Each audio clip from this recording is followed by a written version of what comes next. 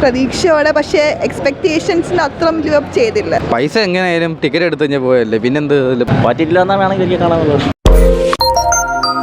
കൊള്ളായിരുന്നു. ഞാൻ ഇന്ന് 3 പടം കണ്ടു. മൊത്തത്തിൽ ഏറ്റവും ഇഷ്ടപ്പെട്ട പടം മേരി ക്രിസ്മസ്. റിയലിസ്റ്റിക് പടമാണ്. പറ്റുമെങ്കിൽ നിങ്ങളെല്ലാം തിയേറ്ററിൽ തന്നെ പോയി കാണണം. നല്ല മ്യൂസിക്, നല്ല ബാക്ക്ഗ്രൗണ്ട്. വിജയ് സേതുപതിയുടെ തിരിച്ചു വരവ് ഇതാണ്. ഈ ഇടയ്ക്ക് ഇറങ്ങിയ പടങ്ങളല്ല. നല്ല ആക്ടിങ്, നല്ല സ്റ്റോറിയാണ്.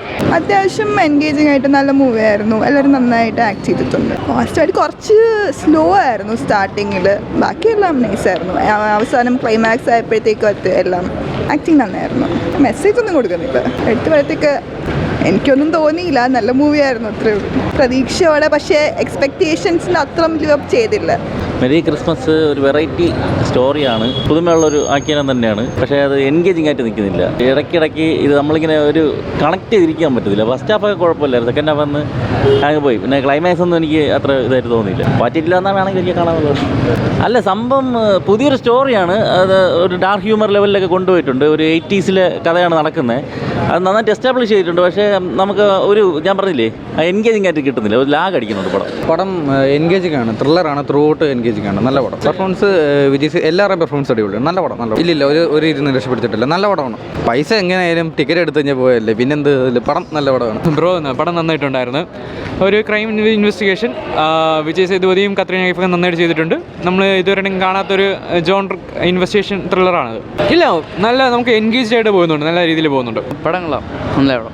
എടുത്തു പറയാനായിട്ട് അതിൻ്റെ അവസാനം വരെ പിടിച്ചിരുത്തിയ പടം. നല്ല എൻഗേജിങ് ആയിട്ടുണ്ട് പടം. മൊത്തത്തിൽ അടിപൊളിയായിരുന്നു.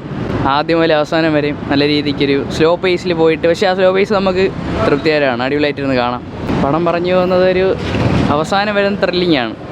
അപ്പോൾ അത് ആദ്യം മുതലേ കണ്ടാലേ മനസ്സിലാവുള്ളൂ. അപ്പോൾ ആ പടം കണ്ടു കഴിഞ്ഞാൽ, തിയേറ്ററിൽ നിന്ന് കണ്ടു കഴിഞ്ഞാൽ അടിപൊളി. പ്രേക്ഷകരെടുത്ത് കാണുക തന്നെ പറയുള്ളൂ. അല്ലാതെ എല്ലാവരും ഇനി OTT കാത്തിരുന്ന ആ ഒരു ഇതാണ്. കുഴപ്പമില്ലായിരുന്നു.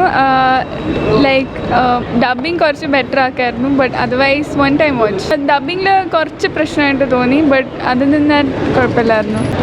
വിജയ് സേതുപതിൻ്റെ ആക്ടിങ് കൊള്ളായിരുന്നു. But one time watch. എനിക്ക് ഇത് തമിഴിലായതുകൊണ്ട് തമിഴിൽ ആ ഡയലോഗ്സ് പറഞ്ഞ്, സോ അതുകൊണ്ട് ഡബിങ്ങും തമിഴിലായിരുന്നു എന്ന് തോന്നുന്നു. അങ്ങനെ എനിക്ക് ഒരു ഇത് കിട്ടിയില്ല, മെസ്സേജ് കൊടുക്കുന്ന പോലെ. ഇല്ല, അത്രയ്ക്കല്ല. അങ്ങനെയൊന്നും ഇല്ല. ഇറ്റ്സ് എൻ്റർടൈനിങ് ഫോർ വൺസ്, അത്രേ ഉള്ളൂ. നല്ല സിനിമയാണ്. ഈ അടുത്തിടെ കണ്ടതിൽ ഒരു ത്രില്ലർ, നല്ലൊരു ത്രില്ലർ. BGM-ഉം വെറൈറ്റിയാണ്. അത് മേക്കാണ്, അത് കണ്ട് തന്നെ മനസ്സിലാക്കണമെന്നാണ്. പിന്നെ വിജയ് സേതുപതി, കത്രീന കൈഫ്, അവരുടെ ആ ഒരു കോംബോയും കൊള്ളാം.